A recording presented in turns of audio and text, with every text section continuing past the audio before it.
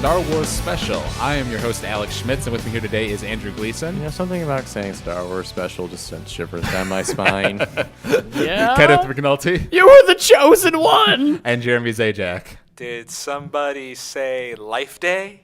Oh, no. All right. Well, we're off to a bad start. So. All right, guys. Star Wars. Yeah, I suppose I hadn't thought about the word special do have a special connotation in you. Star Yep. Wars. I hate you. I don't know what you're talking about. I hate you. So, yes, we're here today to do a little podcast for a Star Wars class I'm currently taking here at Ohio University. That's embarrassing. I know, Star Wars class, come on, who wouldn't want to take that? Awesome. Andrew's taking it as well. Awesome.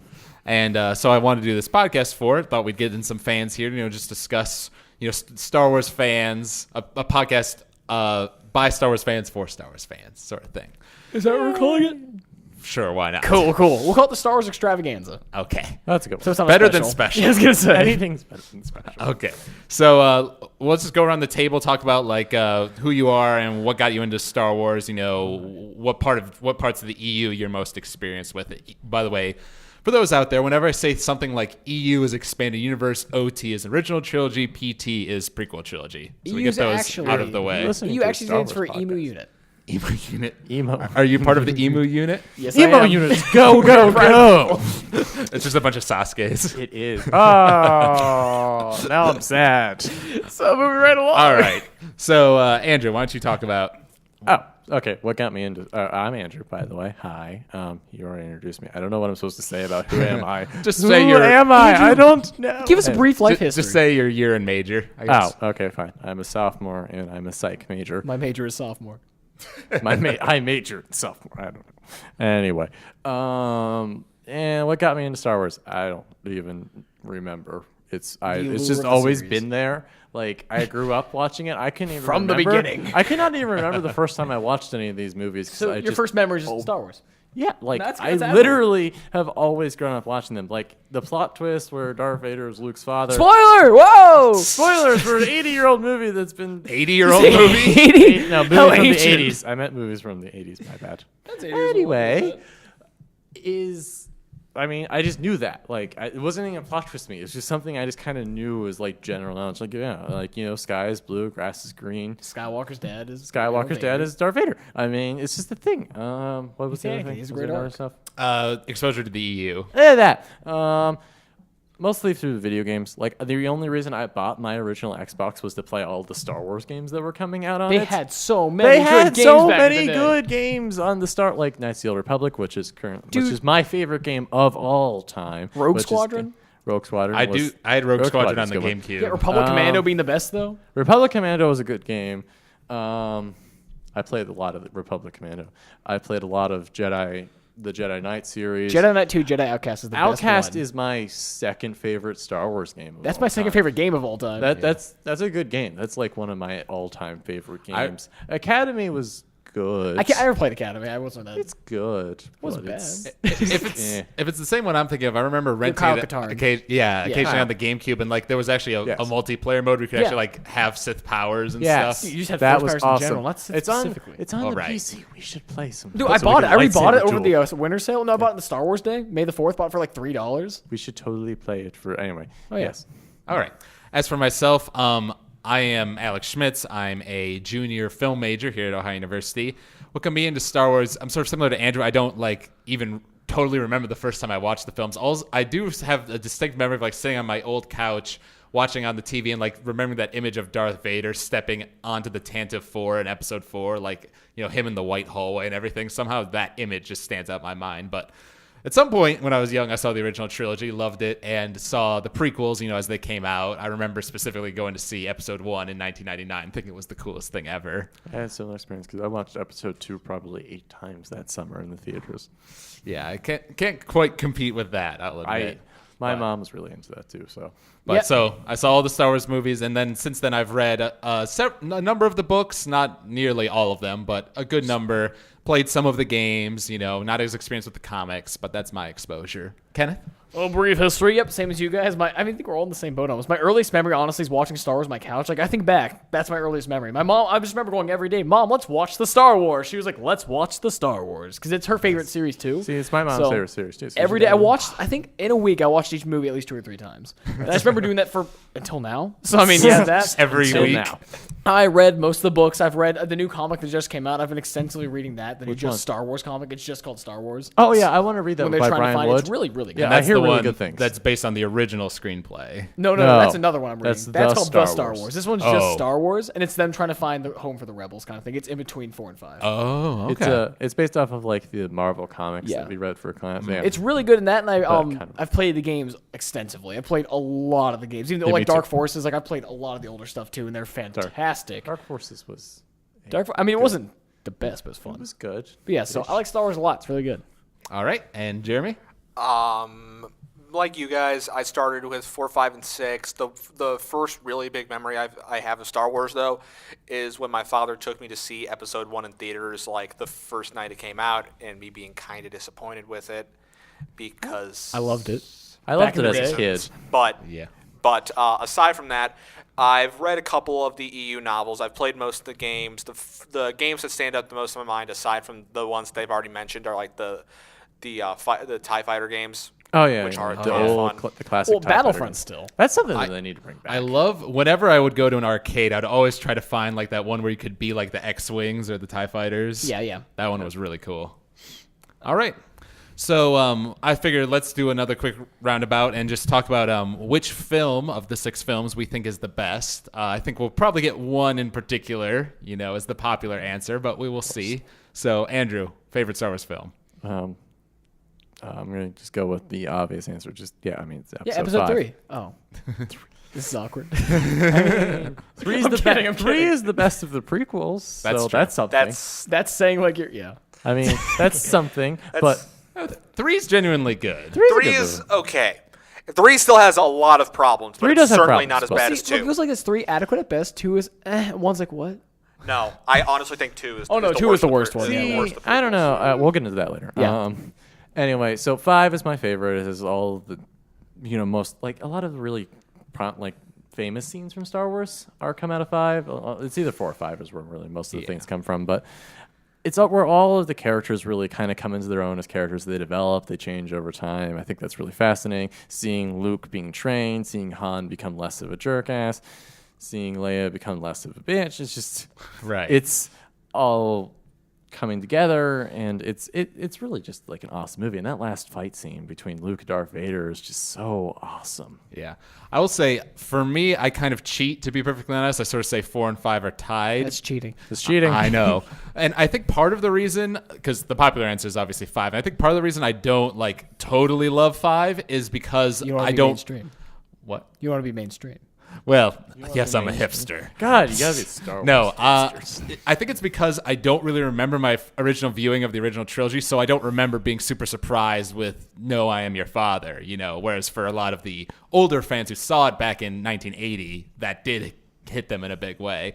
And 4 has even more iconic moments than 5 because it is the original. Yeah. The cantina, the stuff with the lightsabers, the Death Yeah. Star run, like all of that. So iconic. So, that's what I say. Kenny. I mean, if no one else is gonna say it, the holiday special. Why wouldn't you do that? Honestly, I've never actually seen it, so I wouldn't know. I refuse to watch it. I Good can thing. guarantee I'm the only one here who's actually sat through the whole holiday I haven't special. sat through all of it. I watched part of it. I just could not. How long was it? Like an hour? It's about an hour. That's uncomfortable. Yeah, I've seen a review of it, and that's enough for me. No, Alex, you don't understand. You surprised don't you understand suffered. horror until you literally have to sit down and watch a scene of Wookiees talking to each other, and there not being any subtitles. I'm not talking about a short scene either. I think this is like a 5 or 6 minute long scene. That's of uncomfortable. Wookiees just growling at each other, and I'm just sitting there going, "What am I watching?" And you kept going. But honestly, I'd say, episode 5. That's one that always got to me because it had the sexy moments. There's carbonite, there's people screaming, there's lasers and guns, and they're like, oh, look, a lightsaber. And look, that little dude's teaching him how to float things. So, it was cool. When I was a kid, I thought that was the shiz night, man. The Shiz Night. I loved it. It's That's the what I'm shiz to Star night. Wars. Because, see, the thing is I love about the older stuff, obviously, because it's supposed to be more impactful is when like Luke uses the Force, he moves like a chair, and that's big. And then the new ones are just like, oh, droid ships everywhere. That's the thing, though. Even in the prequel trilogy, where they're using the Force more often, they don't use the Force that much. Like, it's usually Force pushes, Jedi mind tricks. Like, you don't see them really experimenting with it like they do in the books or the comics or the video games. It's because they have more power to do that. It's because it's not as flashy as sword swinging. Exactly. Right. And they don't want to animate all that. The thing is, you think most problems can be fixed if you just use the Force, but Jedi are supposed to control themselves. They can't just go lashing out left and right. Except that's totally not what happens. No, I know, but I'm just saying that's the thought process. But yeah, 5. Okay. And Jeremy? It's 5. Yeah. For Like, same reasons that Same have been reasons as said. everyone. maybe not Kenny's reasons, but yeah. Kenny's floaty silly things. reasons. All right. And then I thought another interesting discussion topic, because I've seen some debate on this online, is, let's say you have a young son, one day, like what order would you show him the movies?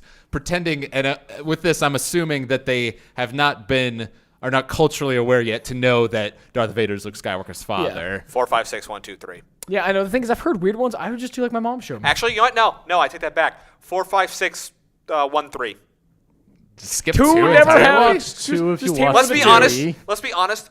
What really happens in 2, aside from Anakin and Padme falling in love, that you could just The conclude? Clone Wars? The Excuse me? explanation for the beginning of the Clone Wars. Well, And- if that's the argument you're going with, do you need an explanation for why? Do you need a more obvious explanation for, aside from text crawl, than for why the Trade Federation is blockading Naboo?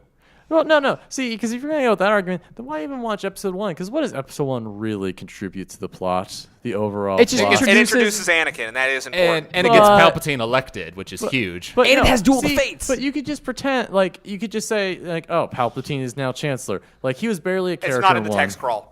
It's only just vaguely. It doesn't mention him getting elected. So you However, have to the watch text crawl in 3 does talk about the start of the Clone Wars. Okay, fine. Well, then just Well, how watch about this? You 3. wanted to see If Boba we're going Fett, with this you know? logic, then just watch 3 of the prequel trilogy and pretend the other 2 don't exist. Well, then you don't see Jango Fett die, and Boba Fett's like, I'll be Boba Fett someday. But let's not talk about that whole scene.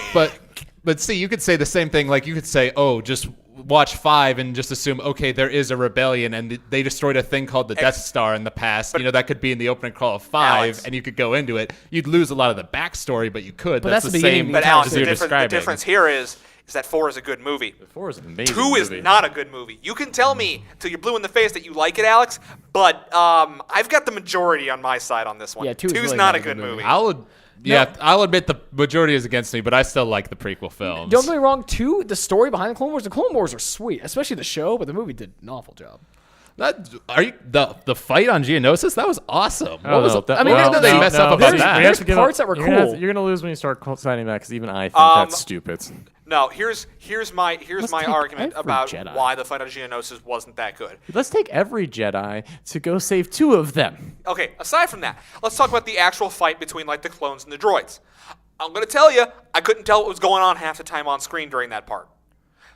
Because of all the dust and all the clouds. Yes, I understand they were trying to go for something a little more realistic, but if I can't tell what's going on aside from blue and red lasers, that's a problem. That was only there's a portion of the fight that's in the dust, but there's also a portion that was before those big ships fell down. The problem is, But I think that would have been more interesting than the magic monks with their silly swords swinging it away. I mean, the we can Bugmen. mention Anakin's emotions.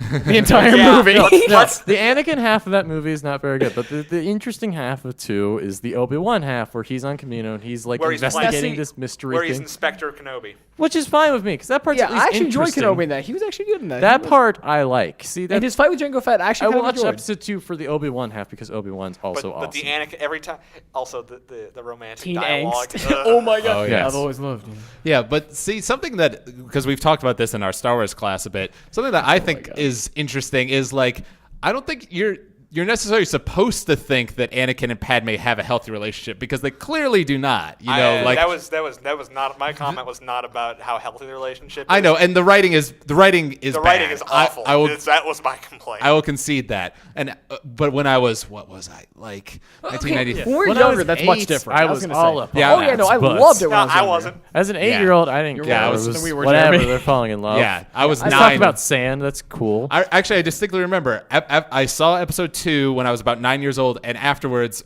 me and my friend were talking about how awesome it was to see Yoda fight because he was doing the flips and beating Yeah, Count Dooku, and it was awesome. Fighting Dooku because that's Hey, what Alex. they bragged about the movie. I killed them all. Now, see, I actually the stuff with his mom, I think, is actually kind of Yeah, the most interesting part of that whole. No, that's interesting. His whole story. That's interesting. The delivery is awful, though. The delivery is awful, but The that delivery part was is cool. just so off-putting that it makes what could have been a good scene really uncomfortable. Because let's be honest, that I slaughtered them all, the women and the children too. It's like really that was a really You did say them all, so he assumed. yeah. Yeah, I mean, that was a really flat delivery there, buddy. Yeah, because some of the actual story elements are, again, compelling, because the Clone Wars is really interesting. It's cool how it happened. The fighting is cool, but again, the writing kind of cool. like, woo. But, you know, right out the like, window. but Kenobi, Inspector Kenobi, like the Sifo-Dyas thing that never gets explained in Oh, it gets the movie. explained. In the movies. it's And just the not in the expanded movie. universe. Yeah. In the movies, which bothered me as a kid, because as a kid, I'm like, but I wanted to know Dude, the I answer totally to that. forgot. I remember. We're just gonna welcome to Star Wars. We're just gonna drop names and just hope that you eventually hope you figure understand. them out. I Until you remember. eventually read the book about I it. remember when I was younger, I thought that Sifo-Dyas was Qui-Gon Jinn, but then that Yeah, no. didn't turn out to be true. They hinted that, actually. Like, you're not wrong. Like, even I, as a kid, I made that logic leap. Because they said 10 years. It's like, well, Qui-Gon died 10 years Qui-Gon ago. died. so- Yeah. Well, actually, that does bring up an interesting point, though. I could be wrong. I could be wrong, but I don't think in the original trilogy that they ever like bring up names. Like the expanded universe started around Episode 5, didn't it? Yeah, more or less. Expand. Wait, Is what? it like the first books and stuff? The books, the comics, all of that. No, it really started after 4. It started after 4. Okay, this is something I couldn't help but notice. I don't think 4, 5, and 6 really use name drops from outside of like stuff that you see in the movies. I do believe Palpatine's name, I believe, existed in some of that material at that time. Like that was already known. Like that the Emperor was Palpatine. Yeah, that's a little different though, because we do see even in Episode 4, I think they show a hologram or two of him. No, they don't. Way of- No, No, I there's could no be wrong. image. I could of be totally There's wrong. no image of the Emperor. But in here's 4. the thing. Here's the thing, though. Comparatively, though, episodes 1, 2, and 3 talk about a lot of stuff that's straight up expanded universe, and you'd have to have knowledge outside of the movies to get the reference. Sifo-Dyas is definitely an example of that. Yeah. I'm trying to think of what else Well, is the like reason they do that is direct. because they know a lot of the fans watching it now. They want to have something because they assumed you may have read it after you watched the original, like the people who saw it in the 80s and stuff. So they'd assume you may have done a lot of the reading. because at the time of the prequel trilogy, like there was tons of EU that had came out. Whereas with the original trilogy, obviously there was just like the Marvel comics There's and Marvel stuff that was and- pretty much it. Like it wasn't until There like was you got some to. books. But the Thrawn stuff and like Shadows of the Empire and stuff, that's all later. It's Yeah. like 90s. Was Thrawn 90s? It was- was either I late. almost want to say Thrawn was late 80s. It was either early late 90s. 80s or early 90s. Yeah, I mean, it's it still was in early that on. era. I don't Yeah. really remember. I could look. I don't know. I don't have any of the books on me on hand. I can't look at copies. But I That's all actually, of I mean, them. I haven't read those books yet. But those are my. You know, guys, I have that's the high on my internet, I'll to read verify. list. Yeah. The Heir to the Kenny is Empire Googling. series is really good, actually. But going back to what we were talking about earlier as far as order, there's this guy he wrote an article for hitfix.com named Drew McWeeny. And That's a good name. Yes. Sorry. Can we just enjoy that for a second? Thank you, Kenny. And I actually agree with because he basically wrote an article for each of the movies, and he was like, showing them to his young kids, and wrote an article about like their reactions to the movie in the order that he showed them. And he showed them 4, 5, 1, 2, 3, 6, and that's personally the order I subscribe to because it keeps. No, I Am Your Father, as a twist. And then it's basically like, okay, we're going to do like a Godfather thing, flashback, show you the backstory to all this. Then we come back to 6. the grand finale. For the finale that wraps up the series. Which, I mean, I can see that. And by the way, Thrawn came out in 91, just so you guys know. Thank you. Boom. So there But you yeah, no, see, I do like that because you do get the full, you know what Star Wars is. You get with Luke and everything. You see the whole I'm your daddy. And then, yeah, you get the backstory, so it's really interesting. And then, yeah, finish. I can see that. That's a good argument. Also, you don't want to start them off on episode 1 or 2 because No, you know, they'll just completely lose interest. they won't find it interesting. But you start them on 4 or 5, you should be grabbed. Go 4, 1, 2, 5, 3, then 6. I don't know. I suppose it depends because, like, Why not? I was 6 when I saw episode 1 and I loved it. So I don't know if they would. I mean, they wouldn't get it. No, like, but see, like the how much the of political episode stuff. Now, did you love episode 1 because you watched Star Wars and you're like, this is more Star Wars in my eyeballs, yeah, and that's that's- all that kid me cared about. That's what it was. There's more Star Wars. There's more lightsabers. This is cool. They had But then we actually delved Qui-Gon into the Jinn had story. Qui-Gon Jinn and Obi-Wan had a lightsaber, and Darth Maul had a double-sided lightsaber. And as a kid, that was the coolest thing Yeah. to ever come to my eyeballs. I don't know. When I was 6, I remember seeing the movie, and my dad asked me after the movie, well, what'd you think of it? I'm like, what was with Jar Jar? Why was he in this? That's what You asked. You answered all the questions we needed. You asked it. Yeah, no, See, that the was thing is, it was obviously geared more toward children. That was very apparent in that movie. When you get older, I always want to see Star Wars as an idealized thing. But I got older, I'm like, these movies really weren't that good. And it felt blasphemous to say. And after I got older, the I was prequels like, weren't that good. Like 4, 5, and 6. No, are I mean, awesome yeah, but still, I'm saying, like, yeah. Well, yub for Yeah. episode 6. Well, that's the Well, thing okay, because fine, so- people rag on a lot of stuff with the prequels, and for good reason. But we have to also, if you're going to do that, we also have to admit 4, 5, and 6 don't have the best writing or acting, and they do have things like the Ewoks, or the stormtroopers who can't hit the broadside of a barn. okay. Only stormtroopers are so precise. He never said accurate. he said precise. No, but he says, no, these blast marks too accurate for sand people. Only Imperial stormtroopers are so precise. Well, okay, he was 50% accurate. Well, I mean, the thing, no, you're right. Because remember hearing a lot of the original stuff, they wanted Wookiees originally. They're like, we'll do Ewoks instead. See, Like, I there's a lot of wanted stuff decided on. that because that would actually give No, Chewbacca Wookiees would be something to like freaking awesome. actually The- do. And here's the thing, though, it would have actually made more sense story-wise about why Yeah, they're 'cause why are they're they building ravaging it over. Kashyyyk. Why are they building it over Kashyyyk? Oh, gee, because it's an easy slave labor force. Yeah, It they- is. Like, the Empire had already been ravaging it for years at that point. So, I mean, it makes Bad. sense for them to rebel and help. Yeah, It would have been awesome, but no. and I do remember it specifically being stated that Wookiees were used to build the Death Star, Yeah. like as slave labor. Yeah, and they use their pelts. I mean, it's pretty gross stuff. But still, yeah, that made a lot Yeah, more sense. And it it was- made like those huge things slamming stormtroopers around. Yeah. See, I think the reason they took it out is because that would have been like really dark. Also, I'd like to actually point out that during the whole Ewok thing, you actually, when the heroes are not near the Ewoks are getting their backsides handed to them. Basically, what it does is it proves the point in Star Wars is that the heroes have anti-stormtrooper just latent abilities that just make them just horrible cannon fodder. It's Well, called I mean- plot armor. Yeah, they have As I plot. say, the no, hero- I the main didn't wanna character's say a plot plot armor. armor. Yeah, Alex. It's Family plot Guy armor. put it the best. There's more, at least 5 main characters in the ship will be fine. Like Yeah. at all times, the Millennium Falcon, there's more, at least like 3 or 4 main characters. I Yes, think they're as long safe. as 3 or 4 main characters. That was a joke. Like, what comic was that? Or was that I got it from Stars and Droids? Oh, I saw it from Family Guy when I saw that. Although I do specifically remember, they did a MythBusters actually like a couple months ago did like a Star Wars episode, and they did a thing where they had like an armored car between 2 big trees, and crashed them together. Like how the Ewoks destroyed that The AT-ST. AT-ST, excuse me. Jeez, man, get it I'm right. Batman. I should leave. So, and it actually like crashed the car apart, So some of that actually makes sense. Like the stuff with the logs, I can see them working. The fact that they throw like stone arrows and rocks at the stormtroopers It's- and You win. mean that Jesus. armor that's designed to protect them from like indirect Blaster fire? explosions? Yeah. Yeah. Well, also, I never complained about the logs destroying the AT-ST. I more complained about the fact that the Ewoks clearly had like hours upon hours to set this stuff up. Or are you just complaining about the fact that Ewoks existed? Well, that Yeah. too. Scene, and that scene too. drug on forever. Yeah, I and mean, ever when they're in the All Ewok right, village. this is a slightly off-topic tangent here, but when I played Forces of Corruption and I saw that one of the units was suicide bomber Ewoks, Dude, that was like 10 out of 10. do you know game. how often I use that? Because I love that game. But no, I was going to say, awful. but they have the celebration at the end. They get to dance with the Ewoks, and then C-3PO's their god. I mean, Yeah, that was the thing. but- I do believe they think I'm some sort of god. Yes, because he is a. I mean, at least it gave C-3PO something. To I hadn't do, watched so. 6 in a while. I watched it again recently, and I was like, this is hilarious. They make him levitate. It looks like he has powers. I know.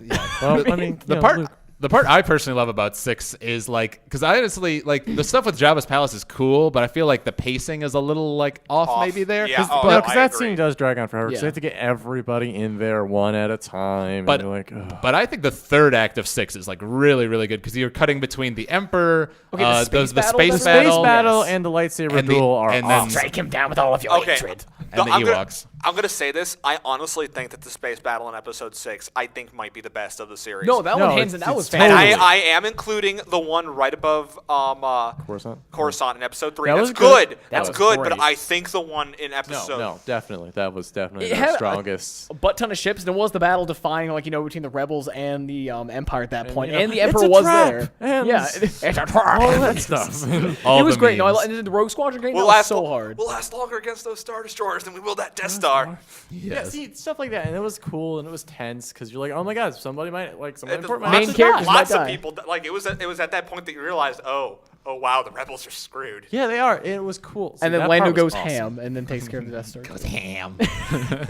We did it, boys. But yeah, no, I love that. That was great.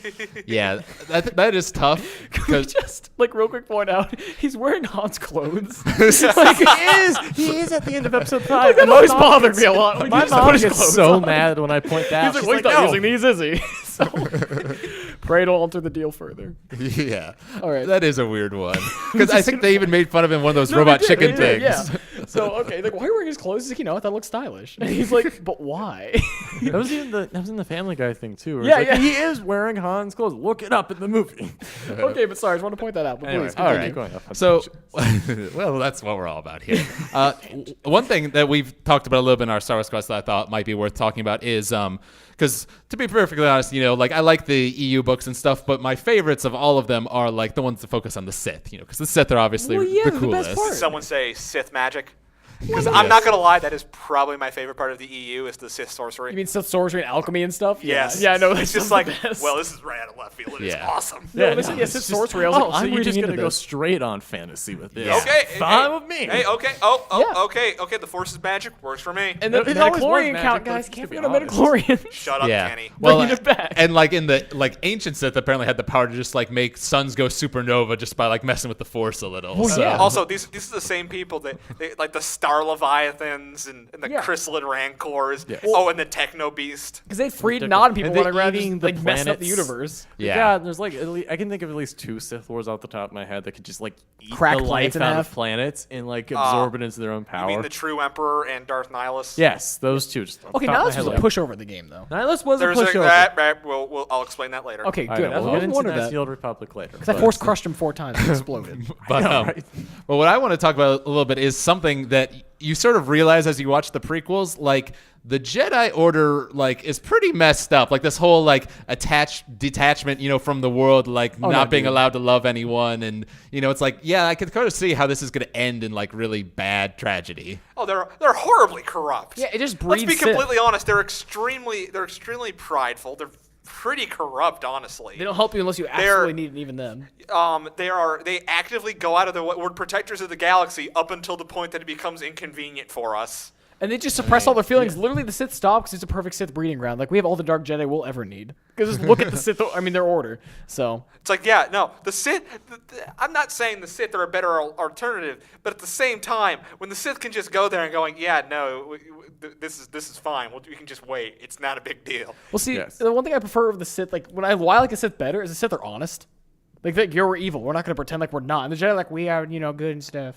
And Yeah. then all that you just mentioned. So that's why I've always liked the Sith. I've always loved them a lot more. Well, and I think something that I find interesting because I believe when Luke like reestablishes the Jedi in like the EU, he doesn't make it directly attached to the Senate. you can get There buried was and stuff. Like, supposed to be directly There's a attached. couple good decisions Luke makes in the EU. Yeah, First off, remember that whole not allowed to love people thing? We're getting I was rid of gonna say, that. we're That getting was rid of that was a poor decision. you guys can love whoever you want. I'm going Also- to go fall in love with Bar Jade over here. Also, Which just, may not be just to canon remind anymore. everyone just how creepy the Jedi Order was in the Old Republic. Remember, love wasn't allowed, but impassionate sex was, because that could help breed new Jedi. I'm not making this up. I don't want was. this, but we should do it to make more Jedi. I do remember Oh my specifically Kiadi Mundi, the guy with the really tall head. He had it. There was an exception. Yeah, I was gonna say, 'cause his, because his race. It was like a 9-year gestation period for the Yeah. babies. Like, it was stupid. He had an exception, yeah. basically. But Yeah, no, 100%. it's actually mentioned a couple times in the EU that the Jedi are like, it's like, we don't expect you to have sex, but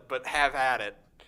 I mean, everybody has a lover at some point. Obi-Wan, you name it. They've all had some A love lover. in their I think life. it's actually mentioned that. No, I'm Obi-Wan just has saying, several. like, at least a lover, but yeah, everyone has. Actually, speaking of that, I saw a rumor thing on IGN talking about episode 7 that apparently some random actress is supposedly, this is all rumor, but supposedly cast as Obi-Wan's either daughter or granddaughter. So I'm like, okay, so they're going to make him like married or like he had sex with someone somewhere along the way? Well, Like, it's sure there's- Disney. They had to be married. yeah, come on. maybe. It's not necessarily true. But I mean, yeah. the thing is, again, is there an EU with him? Like, having. In the Clone Wars TV show, the 3D one, he Oh, yeah, has he had, someone who he was like in love with, like once. Wait, it was upon somebody a time. on, what was it? It was on Mandalore. Yes, Yeah, I just actually. watched that series. Yeah, it was the Duchess of Mandalore, and she gets And killed. she dies. Yeah. Spoiler. Spoiler yeah. alert. God, why you guys keep spoiling? I have to watch this show. Oh, yeah, well, it's really, really real- good. Skip most of season 1. Basically, first watch episode's important watch later the on. watch the Clone Trooper episodes, but you can skip Yeah, almost no. everything else. Okay, Dude, I cool. just watched Because the one I've with been 99. I've been the one with okay-ish 99. on So watching the sad. first season. Like I'm halfway through the first. It's actually a season really and good like- series. I was going to bring that up later. They did a really good job with that series. No, I heard really they- good things about the don't end. just don't watch the movie. Don't watch the movie. Oh, Well, yeah. the I heard the series is movie's so much more awful. because it expands on everything, What? goes to things you I wouldn't hear the expect movie it was to. awful. It's so. not good. Yeah, that's what I've heard. Basically, the series really hits its stride around. I want to say around it starts to get really good around season 2, but really hits its stride in season 3. And season 6 is really good. It gets really dark. I'm just gonna point out where that's. Oh, yeah. Season 6 brings out one of my favorite things from the Hyperspace Wars, and I'm really happy they did. Basically, they take that Space PG rating and they stretch it for all they can. It's sweet, but either way, Cool. yeah. So All right, cool. No, I'm looking forward to watching it. It's like one of my summer you'll watching love it. projects. Yeah, and one thing I find interesting when I do read like these, like the Darth Plagueis book is honestly like my favorite EU book of all of Star Wars. I highly recommend it to anyone because it actually ties directly into Episode 1, like in a lot of ways. That's right, because I loaned you the book and you never finished What was it. hilarious to me though is the fact he's a Bith, and just that image in my head. No, he's a Mun. His master was a Sorry, Bith. just seeing a Bith Sith Lord, I was like, no, you can only hear that in the background. I was like, it was so funny. No, to not me. all Bith are musicians. Prove me Some wrong. are Sith Lords. But Yeah, introduce me to the one that isn't, and I will believe you. Hey, he was the one. He probably played music on the He side. can probably play music. I'm sure they stereotyping. They all play music, most likely. But in those books, like obviously they get into like the heads of the Sith Lords. Like, okay, what would a Sith Lord think like? And there's this Something dark side. not quite, and it just sort of gets into like how they think, just this very sort of Darwinistic, like looking at the universe. And I find it interesting, so that they're not just like totally pure evil. It's just more of a, the strong should rule sort of thing. Isn't that the point of like the Darth Bane books, though? I was gonna He point goes out, around my and, favorite series, murders I actually his really way like the Darth through Bane every ones. Sith in the universe Oh, no. to instill the I enjoyed rule Darth too. Bane books The a lot. Darth Bane books are really good too. They're another one of my favorites. He went ham sandwich with the Orbalisk armor and wrecked like 5 like Jedi Masters. Except and it then starts killing him. things went horribly wrong, but still, that's the series. But anyways, Darth Plagueis says, "Evil? What is that? You said you were death itself. Are you evil then, or are you simply stronger and more awake than others? Who gives more shape to sentient history? The good, who adhere to the tried and true, or those who seek to rouse beings from their stupor and lead them to glory? A storm you are, but a much-needed one to wash away the old and complacent and prune the galaxy of dead weight." something dark. That's him talking to Palpatine, by the way. That's Plagueis. Yeah. Yeah. So, I just think that's an interesting way to look at the Sith, that they're not so much evil so much as they are, the only enlightened few should rule, and the rest should be subjugated by them, and that will lead to order. That's still tyranny, and that's It's still tyranny, That's yeah. still most people's definition of evil. Hey, can I just point out Yeah. my favorite thing about? Well, I was gonna bring it up. So I mean, are we in the EU section yet, or should Sure. I wait? Yes, we Go ahead. are. Okay, so I was gonna bring up the Vong, right? Oh, the Yuzan Vong. So I was gonna point out my favorite thing about that. There's one thing I actually enjoyed. I thought was hilarious. The fact that the Emperor had like prescience that something big was coming, so he built the galaxy gun and built all these things to fight it. Because he knew something was coming from Vector Prime. Oh my! See, like, Just okay, don't- it was- I'm not very well saw versed something in big was coming. in much of the post 6 EU. Neither was I, But but I learned I've about read this. summaries about like the Von Wars or whatever yeah, they're the called. Vong Wars. But my favorite thing It was like 20 books long, and he built like into the Emperor Sol was coming. He built a gun Yeah. that could like blow up galaxies, and I'm like, this stopped making sense. No, it You're doesn't just- blow up galaxies. This gun that literally could be fired from halfway anywhere- across the yeah. galaxy. Okay, So it's that fine, big. whatever. But either way, he built all this stuff to fight it, and then the rebellion happened and just shoot them all out, and they went to their own section of space. Like, hey, why- Empire, help! They're like, But no, then- we saw this why- coming. Why You were messed they even up. building the Death Star if he had that thing in the works? Because you need one that can move Anyway. too. The Galaxy gun had a couple issues with it. I think the big one was that How do you turn it? not even that. Not even that. I think the big problem was it was less designed for destroying planets and more designed for destroying fleets. Yeah, exactly. So again, It there was less. It was not a terror weapon in and of itself. It was a long range piece of artillery. defense. So it was supposed to help, and then in So the they end, built a galaxy-wide sniper. Yeah, awesome. yeah, and they Yeah. asked. But why even build the Death Star then if you already That have was a this terror thing? weapon. That was to get the rebellion to But stop. like, Yeah. but like, why have both?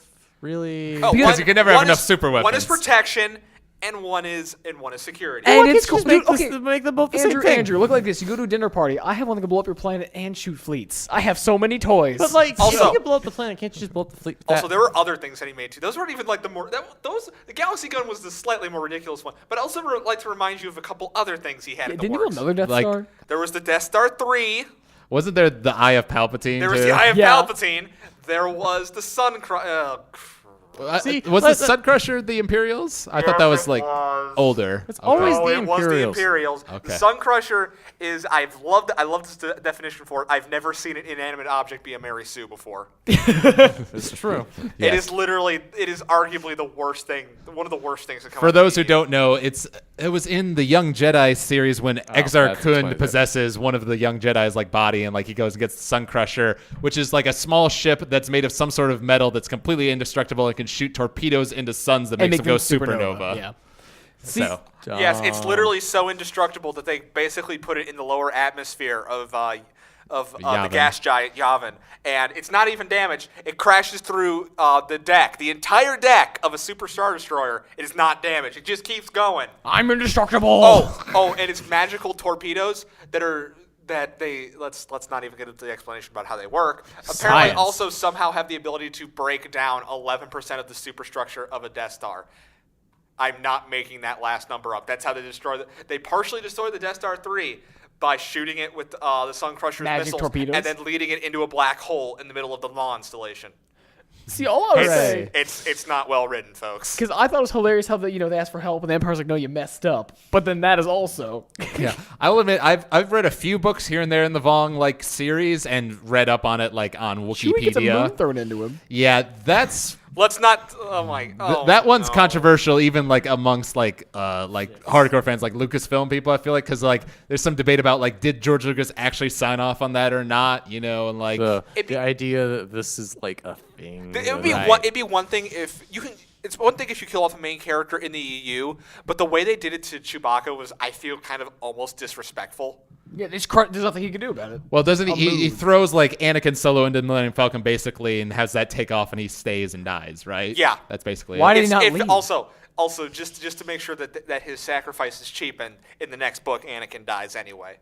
Whoa, Right. Anakin dies? Yeah. Oh yeah, Yeah. Anakin Solo dies. Yeah, Anakin That's Oh, how I Anakin say Solo. it. Excuse me, Anakin for a second, I was dies, like, Jace what? goes evil, and then dies. I thought you meant like Let's- Darth Vader came back to life. I I'm was like, sorry, Sith Lord Jason, or whatever you want to call him. I hated that so Darth much. Caduceus. I think it's something like that. Caduceus. Darth Really? Caduceus. That sounds like just a rebellious. I might be- How about we just call him Darth Hissyfit, because that's really what he It was. sounds like a teenage rebellion name. I didn't even. It know he really had a Darth was. title. You are I just thought he was just a 100% Dark accurate. Jedi and just went Caduceus. by Jace and was just the Dark Jedi, the Dark No, Jedi he calls himself. He gives himself the Darth. Of course, he gives himself the Darth. It's It the doesn't cool matter if thing. he actually is Sith. peaceful. Okay, my can we have- feelings. And Oh then, my god. if you were I Darth just Vader, want do you want to be a Darth? That's actually something that can we talk about. Can we talk about regardless, like whether like what constitutes as a person as a Sith or people who just pretend that they're Well, the Sith? yeah, because the lineage of the Dark Lords of the Sith, basically go from like Bane down. If we think of it in that sort of succession, Yeah. The issue becomes then Palpatine is killed and Darth Vader is killed,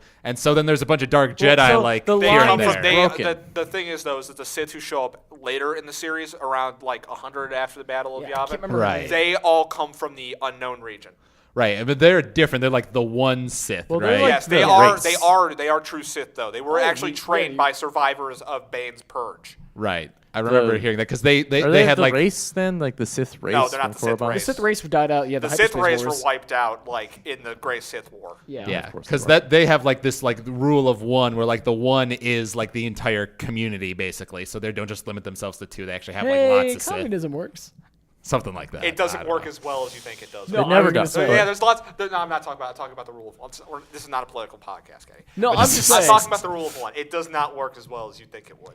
Which is one of the reasons I really like the Darth Bane books, because like I think the rule of two is just a really cool concept in general. Because it makes sense. Like you bring a bunch of power hungry people together. Try to make them work together towards a common ain't goal. Remember the Sith and they're triumvirate?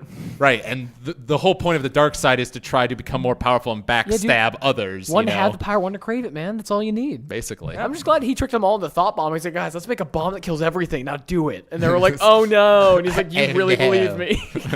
Yeah, and Darth Bane in the third book in the series, this minor spoiler, he even gets mad at Darth Xana, his apprentice, for basically like not going after him. Like, is she truly 'cause she worthy of being heals my him at the end of apprentice? two. Like, she hasn't tried to challenge me. Is she truly worthy to be my apprentice? Should I be looking for another one? Because I'm Better getting one old. that will properly kill me. Yeah, come on, kill me. Do it now. Do it. And then it's arguable if he died in the end anyways. Yeah, I saw the author say that he like did die because Yeah, that's- essence transfer like throughout the ages seems a little like dumb. But I don't know. There are a couple Sith who do survive for like eons. There's the one I can't think of his name right now. That's great sign, isn't it? The Darth, one I who- live forever. well, there's lots who have like their ghosts like are at their tombs for ages. I don't know. Yeah. There aren't many that survive physically. I a long believe time. the Sith Emperor. Well, the one who Emperor is a loses his special name. case because he Right. eats planets for that. yeah, so- he devoured like the souls of like an entire planet so he could And like live it's forever. an entire planet full of Sith. Yeah. Right. So he had all their souls to just live out their lives. So he's got a while. He's not fair. And then Revan kind of lived for a long time. I think Revan is. I could be wrong about this, but Revan actually might still be alive by the time the Clone Wars starts. Oh, by the Clone Wars. I don't know about the Clone Wars. That's like That's 4,000 years, Yeah, isn't it? you don't understand some of the stupid things about Revan. Wait, hold on. How did there are Revan some do that? stupid things about Revan. I will Him and admit the that Exile, they could totally be dead, but I haven't looked too much into you. No, the Exile's dead. Is the Exile died? The Exile. Revan, died. I didn't know. I knew. I read the Revan book. That was like his. Because Revan's weird because he should be dead by the time that the war against the Sith Emperor starts, and he's still around. Well, that's because the Sith Emperor kept him alive in a prison to torture him forever. Yes, you say they just explained it. Except He it just didn't really work because Revan just doesn't care anymore. Because Revan just gave up. Like, I don't know. well, they just fed like life to Revan. He's like, guys, come on. Yeah. Anyway. Yeah, because how I remember, I've read that Revan book too, and how I remember that ending was like Revan like basically mastered both the dark side and the light side. That happened in Knights of the Old but then got Republic. chained like by the Sith Emperor and like had to serve him or something. That was the big point, the big plot point in Knights of the Old Republic was that he was able to master both and twice. The whole thing with that Sith Emperor tied into the Old Republic, the BioWare MMORPG, right? Yes, yes, it did. So that was after you Because the escaped. Sith Emperor was the main villain of that. Right, so- right. That's what I thought. Yeah, I mean, kind of the main villain. It's a matter snazzy. of, from a certain point of Hey, view. can we just point out that the best card game ever is Pizzac? That's just great to play. I won every Pizzac game. I won everybody's money from that. Remember, let the Wookiee win. I didn't though. I took everyone's money. That's the Jarek. Okay, sorry. Yeah, Pizzac, I made the best guy my! in Planet Cry. Okay, I think I need to leave, guys. I think my power level is low. No, Jeremy, this is the place to let it show. Wait, this is a Star Wars the Jark's podcast. The chess thing, chess. right? Yeah. Hollow chess, yeah. Space chess. Basically. Let the Wookiee. I have a new plan, R2. Let the Wookiee win. But either way, yeah, AU stuff. Right? Dang, I keep doing that EU stuff. Pretty cool. Pretty cool.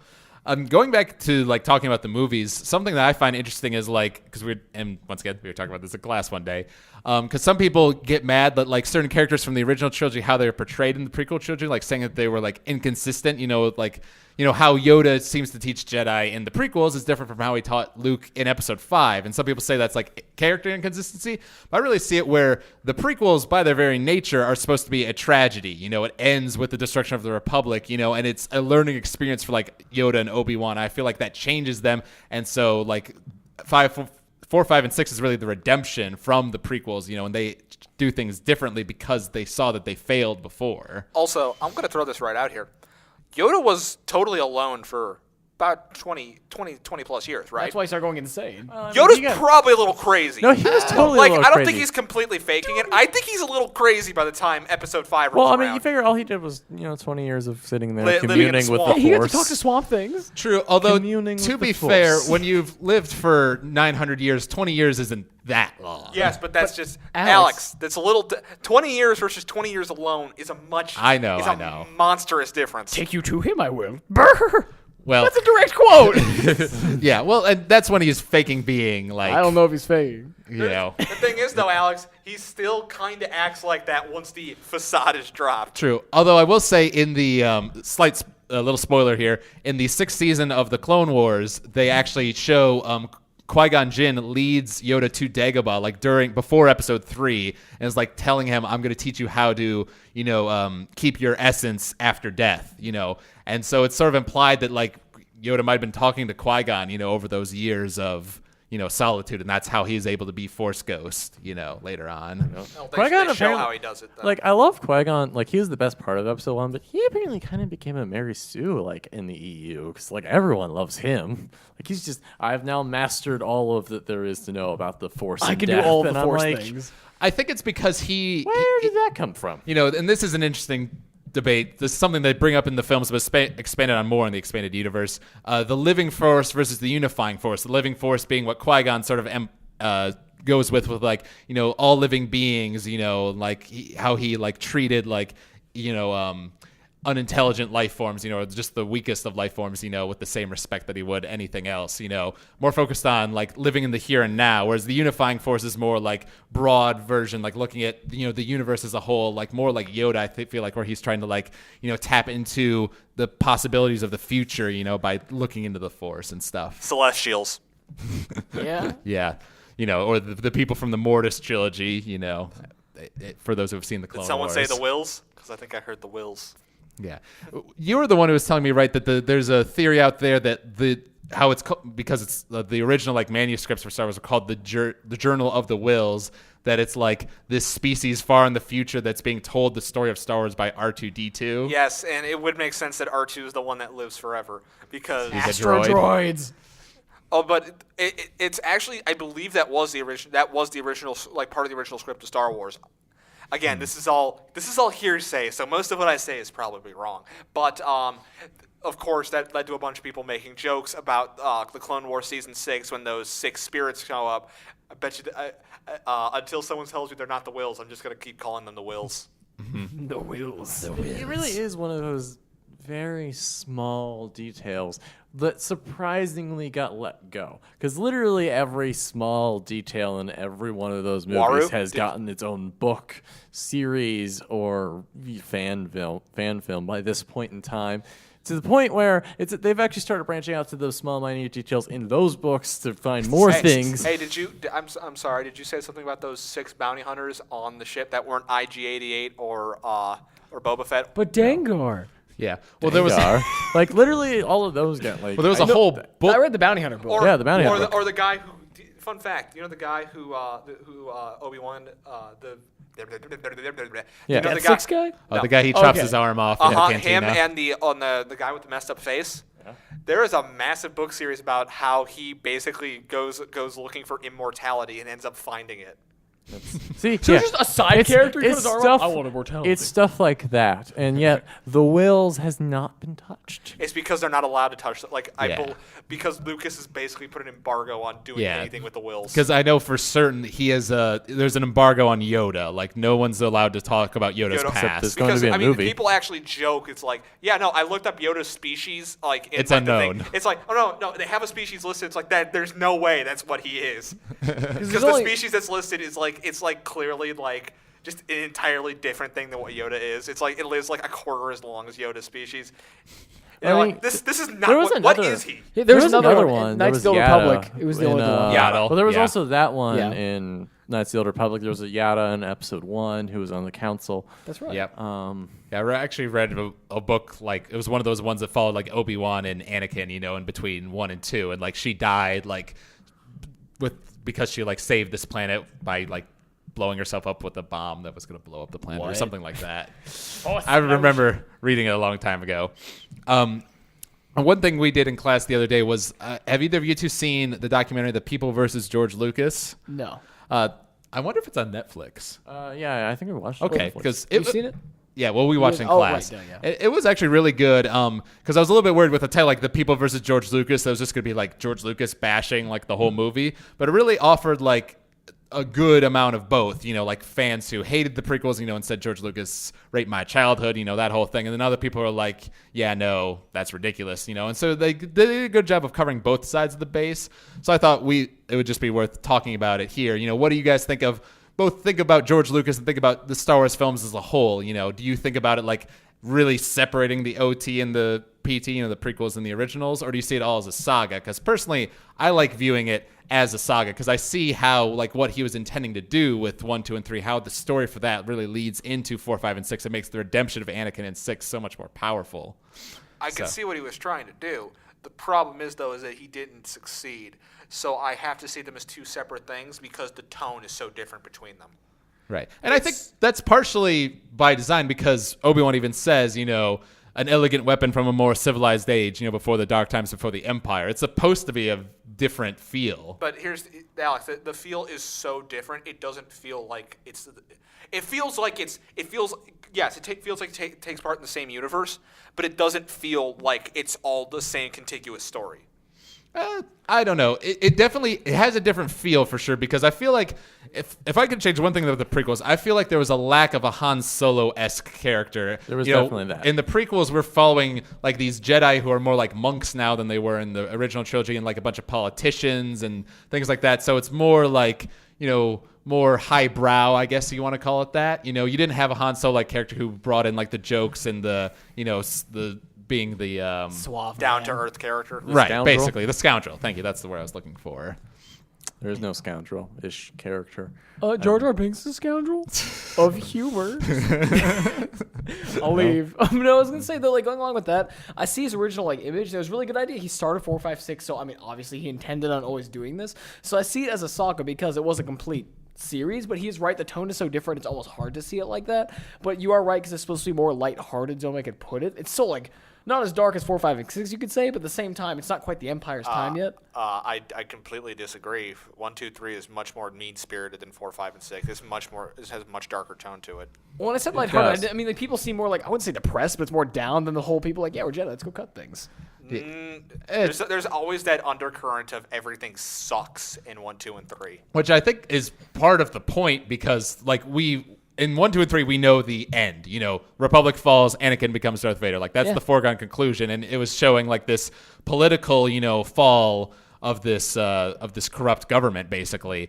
And I feel like, talking about in our class, actually, the prequels actually has a lot more... there's a lot more to talk about when it comes to the prequels versus the original trilogy, when it comes to, like, politics and, like, themes and, stuff that you can really dig into as far as, like...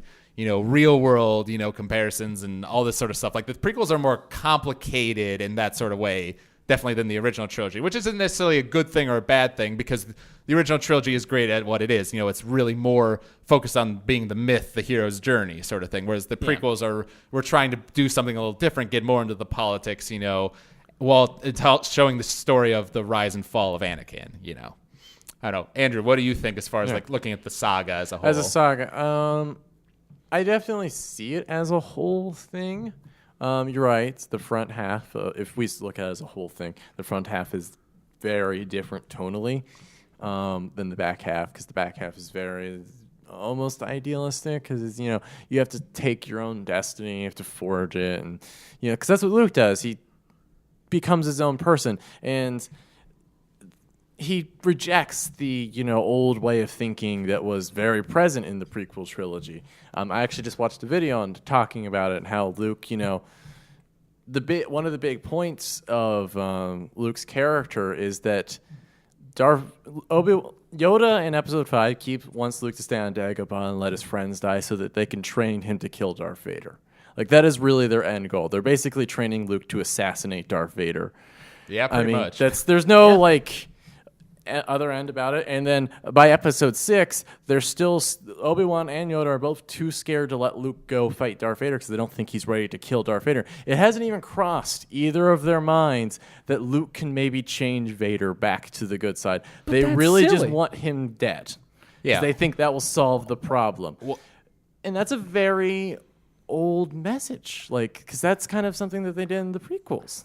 In their defense, though, they were right that someone had to die and someone wasn't going to change, but it was the wrong target. It was, but the Emperor but had that was to die. clearly Yoda and Obi-Wan's plan by that point in time was to train Luke to assassinate Darth Vader. Which is a lot more brutal when you really think about it. Yeah. It is. I do disagree with one thing you said there that they were afraid for him to go confront They the were Emperor because they thought he was going to be turned. Well, by they Vader. were scared of that for sure. But he says Obi-Wan says in Episode 6, you must face Darth Vader again. Like they were telling him, no, you have to go do this. They were telling him they had to do it, but they were hesitant to let him do it now. Like they wanted him to train and be ready for this because this is going to be a hard thing to do. Except that Yoda in Episode 6 says no more training do you require. You just have to you will become a true Jedi by killing Vader. See, that was the idea, but it didn't even cross. Neither of them made any indication that Vader was worth saving. You could almost argue the fact that after the fall of the Republic and seeing how awful that Anakin became, what he was, there's no hope for this guy. We should probably just kill him. Is it that did they think that there was no hope for him, or is it because they're in because the Jedi in the Old Republic were very politically minded? Is it possible that they were just thinking they would have totally carried out hits during the Clone Wars. I mean, they were trying to assassinate Grievous and Dooku all the time. Yeah, well, and it's a thing that, in Episode 3, they're talking about deposing the Chancellor and taking control of the Senate, which is apparently something that happened, in the distant past. Jedi were Supreme Chancellors for a long time, actually. That's a problem, isn't it? There is that problem. So I think looking at it as a whole, I think that kind of feeds very well into it because setting up the first 3 as that kind of darker, the Jedi just do whatever they feel like they have to do, regardless if it's right or wrong, is A, kind of interesting, and B, really sets into what Obi-Wan and Yoda meant for Luke to do in 5 and 6. Yeah, well, because it's interesting when you put it that way, I mean, Luke pretty much is just a tool that like Obi-Wan and Yoda are crafting, like a spear basically to throw into the heart of the Empire. You know? They are. Like, that was their end goal. And see- they were training him as an assassin, not as like And a they catch him Jedi. and they're like, hey, you want to join the dark side? It's pretty nice here. And they're like, he's like, no, I'd really rather not. And then the ending happens. So, I mean, you can look at it that way. I mean, like, so that's kind of shady stuff that Obi-Wan and Yoda were into. Yeah. And that's I think that's set up very well in the prequel trilogy. And Yeah. then you also have to, and it's also set up that Anakin can't be redeemed because there is we have talked about the Star Wars class where there is kind of a, if you're just watching 4, 5, and 6, Vader going from, because he's basically the main villain of 5, to like, A, very submissive to the Emperor in episode 6, and B, suddenly just, I don't want to say suddenly, but the redemption thing for Vader kind of seems to come out of left field when you spend all of 4 and 5 building him up as this epic villain. Yeah.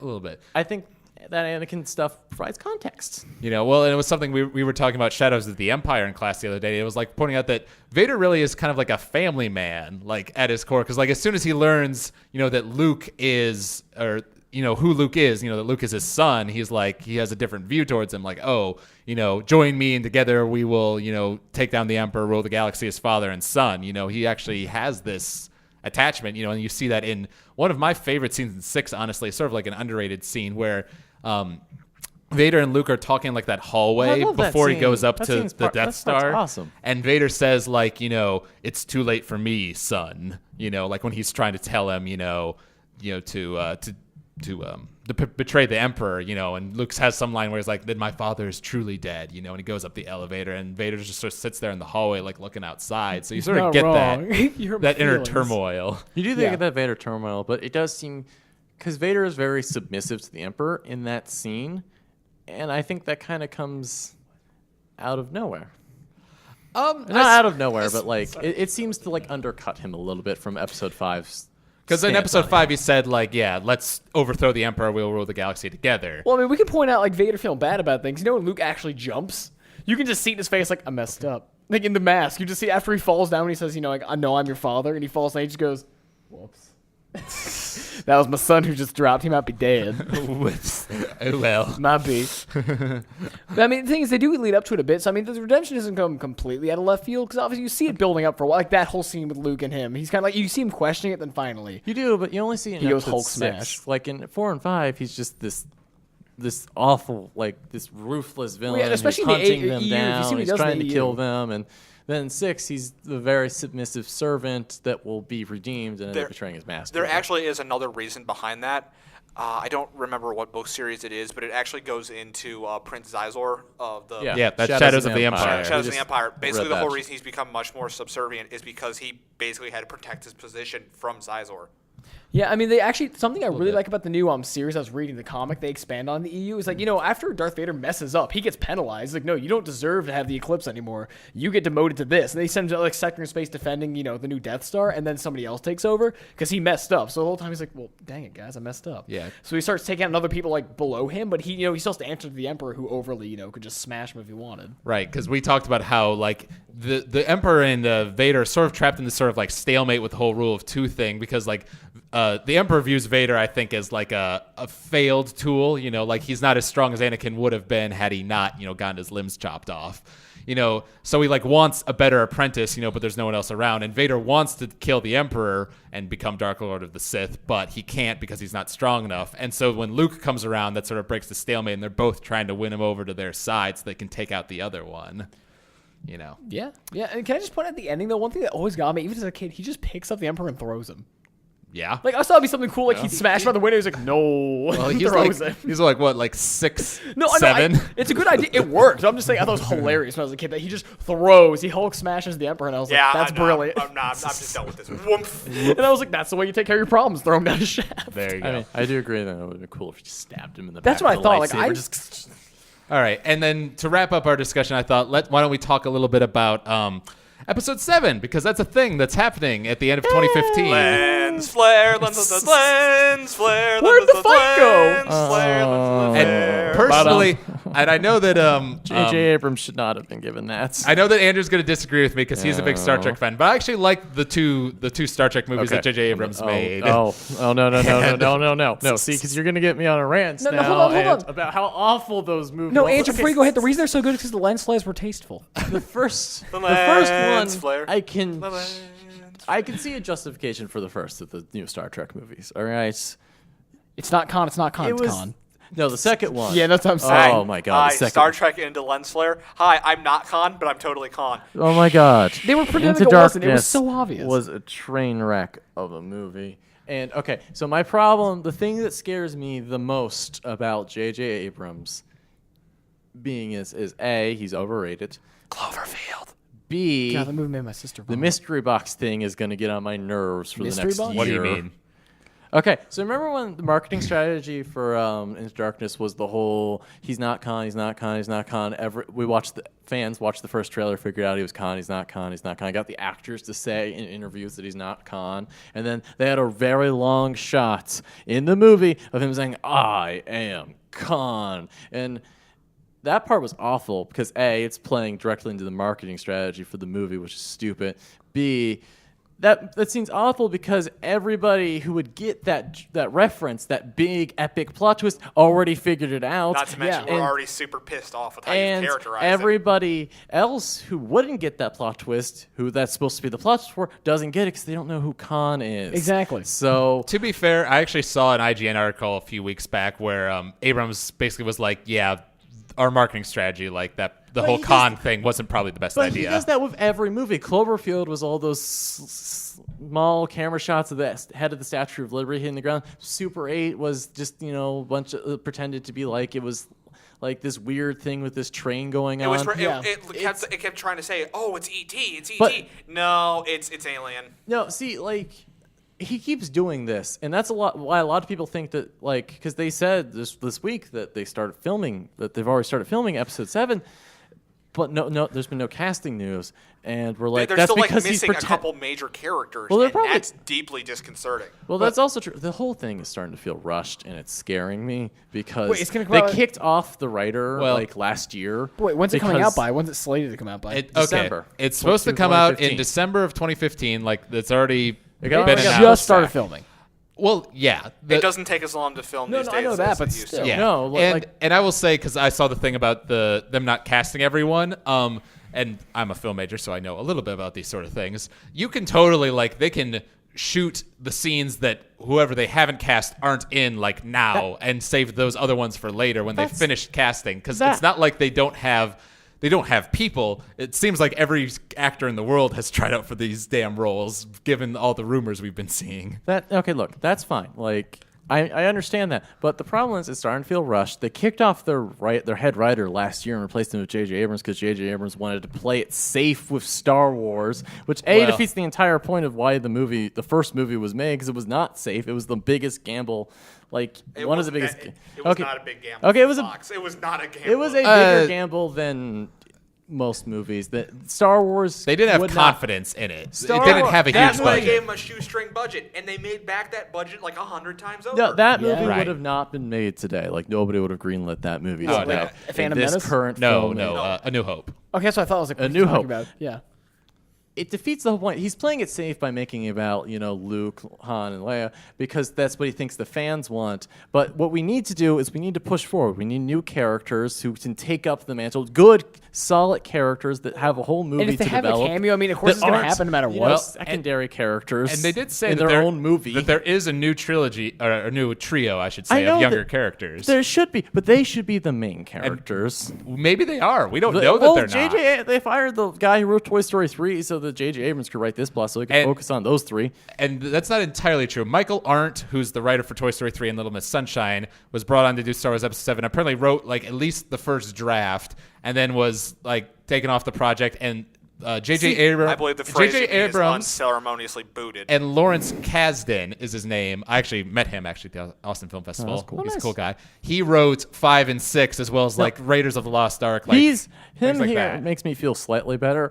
But I mean- at the same time, J.J. Abrams, my biggest problem with J.J. Abrams is that he didn't understand Star Trek.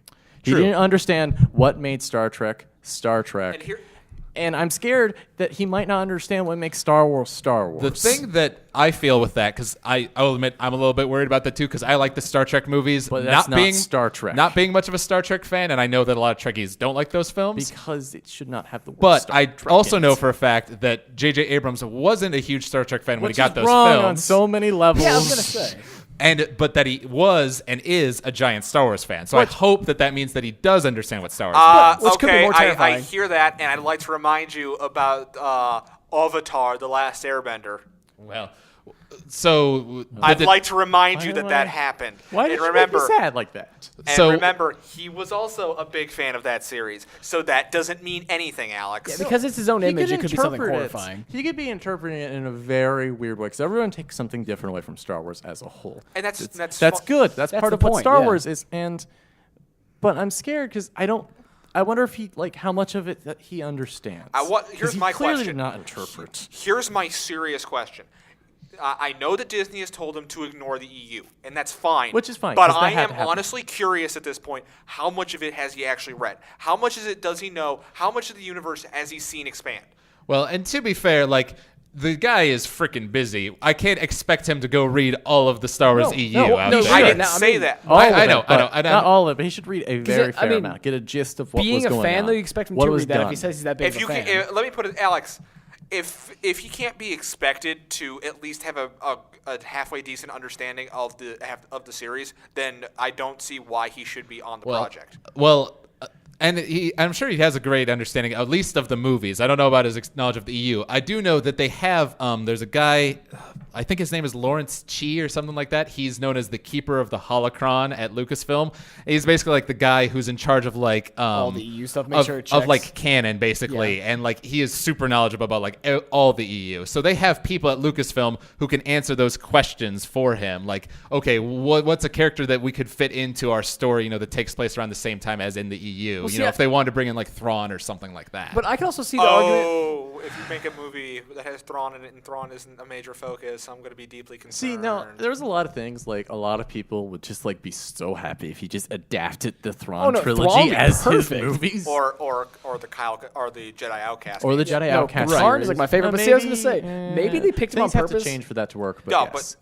What were you gonna say, They Kenny? may picked him on purpose for that because they want a guy who knows just the movies and not the EU because they got a lot of that EUS. Like, you're comfortable with the movies, you know how to do this. Maybe they want you to take this angle. We'll have the guys up there helping out. And I personally am of the opinion, like, he shouldn't try to dance around the EU because it's a canon minefield, and I feel like so he should be allowed to make, him and Lawrence Kasdan, the writer, should be allowed to craft their own story, make Yes. the story that they want to make, that they think is going to be That's- this for episode 7.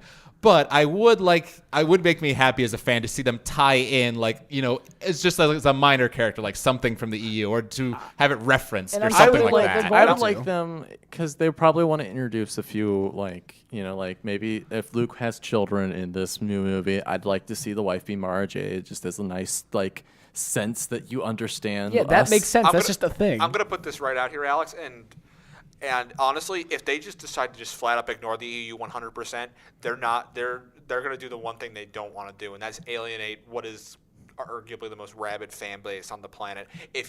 Let's be completely honest, when it comes to Star Wars, trying to get new blood in is nice, but if you alienate the fan base that's been around for 30 years, you're in deep trouble. Well, and it's interesting because you can bring that discussion to the OT and the PT, the original trilogy and the prequel trilogy, because the original trilogy was made for kids, that was the primary audience for the original trilogy. Then those people who saw those films as kids and loved them grew up 20 years later, were adults and got really excited for the prequel trilogies, watched them, a lot of them hated them, but the prequel trilogies were also made for kids, and I, as a 6-year-old seeing episode 1, loved them because they were made for me, Alex, your argument kind of falls apart with episode 3, though, because I'd like to remind you that episode 3 is certainly not a movie for kids. It was It's the actually first it's I'd like to PG-13.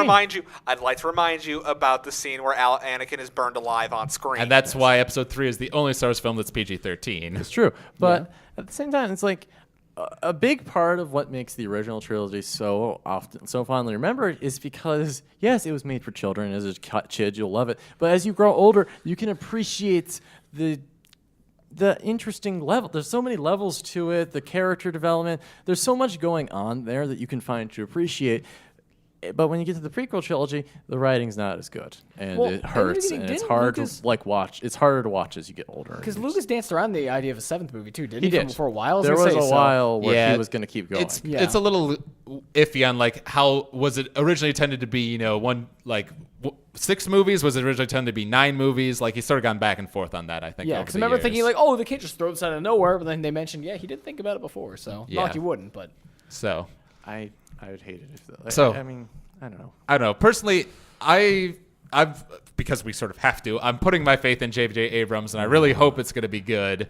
I think he's a pretty good man for the job. Maybe not the best they could have chosen. Oh my God, there's so many. We can confide. There was lists of people that were, and he just was not on many of those lists. But he's not directing all 3 of them, obviously. So. No, he's not confirmed. He's only confirmed for 7, and I have a feeling they might do the original trilogy. A lot of people don't know this. Original trilogy. First one was directed by George Lucas. Second was directed by Irvin Kershner, and third was by Richard Marquardt. George Lucas was like a producer and writer on he didn't direct all of them. 3 and was very heavily involved in the process, but he didn't direct 5 and 6. All right, this is just one thing I will say. I'm not holding my breath about how high quality this one's going to be. I have hope. I have high hopes, in fact. I want to believe. Yeah. But here's the thing, though. I am not holding my breath, but I can tell myself there are certainly worse choices they could have made. There are definitely worse people. Because one choice I saw a bunch of fans bring up, and I couldn't believe my eyes. M. Night Shyamalan? No, it wasn't Okay. Shyamalan. No, thank it was God. Joss Whedon. Whedon would not have been a good pick for Star Wars. No. I disagree. I think he could have done a good job. I've seen how Whedon writes his dialogue. Well, his dialogue would have felt extremely unnatural in Star Wars. It would have felt weird in Star Wars. It would have been a new twist on it. But Look at Firefly. Also, Reynolds let's be honest. Whedon also has a bit of a calling card, if you would, in all of his works. Every last one of his works. Oh, character death. Yeah. Basically, pointless character death. That's the thing. He doesn't just kill off characters. He kills them off unceremoniously and in a way that usually makes the fans very unhappy because he enjoys doing that. Which, Just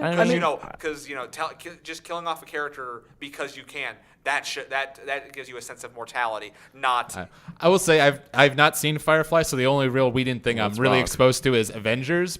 And I didn't mind the character death in that. That's wrong on just so many levels. And also the thing with him writing Avengers is he's so limited on who he can kill and he can kill any of those people. But they won't stick. It won't stick. Oh, of course not. It's comics. It is comics. That's the point. You die, you come back. So. And even the character they did kill didn't die. Really, yeah. So anyway, I want to move to something a little bit on the topic of episode 7. What do you guys want to see out of the movie? Because personally, I want to see a main villain that's just not a Sith.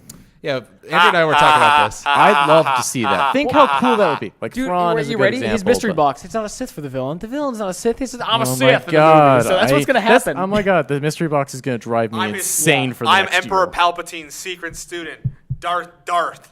I will say because in the EU, Palpatine comes back in a clone body. I don't want that. I want the villain to be someone new. The thing is though, the whole clone body bit doesn't come up for like 7 or 8 years. Right, but this is this is set long like what? it's like 20 or 30 years, I think. Well, the clone bodies would have been all gone by this point. Right. If we're following EU. Well, and they could change that easily I if really they wanted hope. to.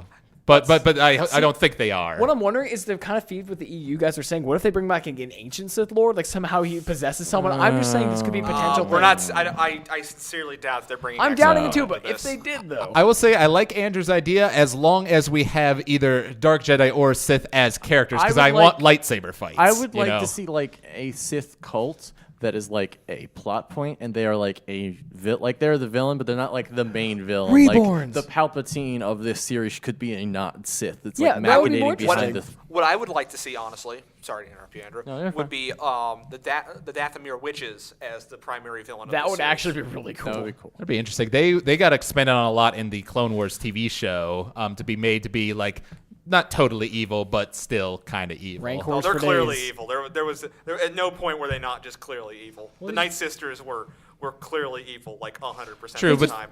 They throw Rancors at you. they fought with the Separatists at least, so I guess it's evil versus evil. More. with anything. Yeah, they fought with the Separatists, but these are... Oh, Alex, I mean, come on. Do you not remember there was an episode in Season 6 where one of the Night Sisters, her whole plan is to suck the life force out of just someone else so she can live forever. How is that not an evil plan? They're just Okay. bars That is forever. that's like mustache twirling. All right, you have a good point there. Well, I'll see, admit. one thing, no matter what, the series are going to look flashy as hell. That is one thing. The whole animation, the whole, the way it's going to look is going to be visually pleasing. But So anyway, yeah. But I've given what I wanted out of episode 7, or at least have you ever done that game where it's like, well, what would you do if you were given episode 7? Braun. So they call you up. We want you to write episode 7. What would you do with it? Yeah, I will say I definitely would.